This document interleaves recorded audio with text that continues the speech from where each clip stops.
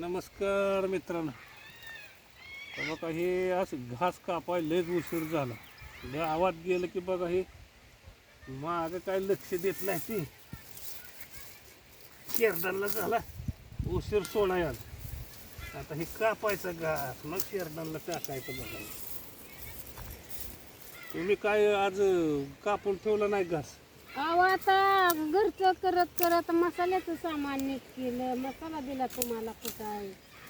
आता मग घरातली कामं आहे ती म्हणल्यावर राहून द्या तसंच, नका मोडू. अहो हे कसं असं ठेवलं आपण टाकल्यावर खात नाही ते. त्याने किती पाला साला. हे काय करा, हे बघा हे आहे का नाही, ही डब असं मोडा डब त्यांना खाया येतंय.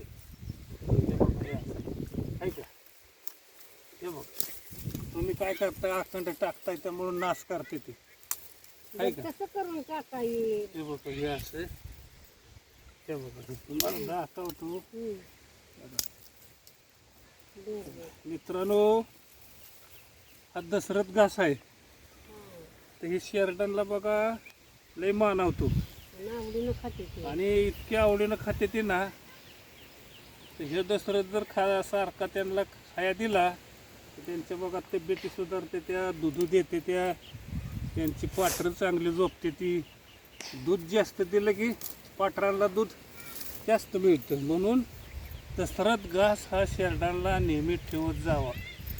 पुन्हा गुरांना बारकी बारकी मित्राला दशरथ घास जर ठेवला, खाया दिला तर तब्येती चांगल्या सुधारते, त्या दूध देते ती, त्यांचं आरोग्य चांगलं राहतं. आणि तेव्हा का ते मेथी घास, आम्ही दशरथ घास आणि मेथी घास तो कायम ठेवतो त्यांना. आणि आता काय कडवळ नाही, मका नाही, काय नाही. कुठं खाते ते आपली आता शेरडं. मका कडवळ खात नाही ते. बघा हे चांगलं खाते ते खाया. ही बघा मन लावून खाते ती. ही बघा झाड कसला घास आहे दशरथ घास. पाले भाज नुसतं आहे आणि इतकं आवडीनं खाते ती. पाला ह्याला कसला ठेवत नाही ती. कवळी काटकं सुद्धा खाते ती. कवळी काटक खाते ती. म्हणजे हे केवढा मोठा झालाय बघा ह्यो. आणि ही फायद्याचं आहे. मका एकदा कापली की संपलं, पण ही कापला की फुटून येतो. हे बघा फुटायला लागलाय हे आता. बघा आता ते माग कापलाय, ते बघा कसा फुटलाय आहे का. लगेच माग कापला की आम्ही पाणी देतो फुटून येतो. आणि फुटून येतं. युरिया टाकलाय त्याला.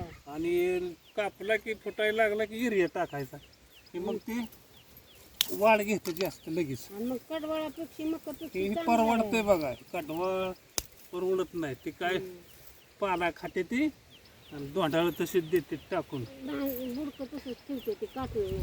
ते मी आता तुम्हाला म्हणलं शेरडा अजून सोडली नाही. ते आता काय करा, तुम्ही कापून ठेवत जा बर बर. रोज. मला जावं लागतं दुधाला, तिथं जातो माझा टाईम. अहो धुणं तसंच होतं. आबाळ आणतात म्हणलं आता आधी धुणं धुवावं. आज व्हायचं आबाळ आहे बरं का, पावसा पाण्याचं आहे, दिसतंय रंग हे आज. तर हे आता हे कापायचा, पेटी बांधायची, नेऊन ठेवायची तिथं, कारण पाऊस बारीक बारीक यायला लागलाय.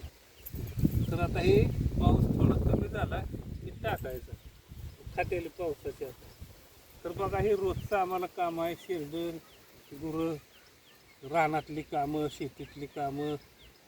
ते सकाळी सकाळी दूध घेऊन गेलो डेअरीला, परत येतो इथं अजून शेरडं छान सोडली नाही.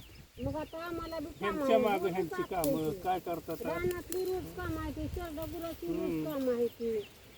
मग आता कुठलं मन करावं. बरं असून त्याचा आज झाला उशीर तर झाला, पण उद्या तर करू नका.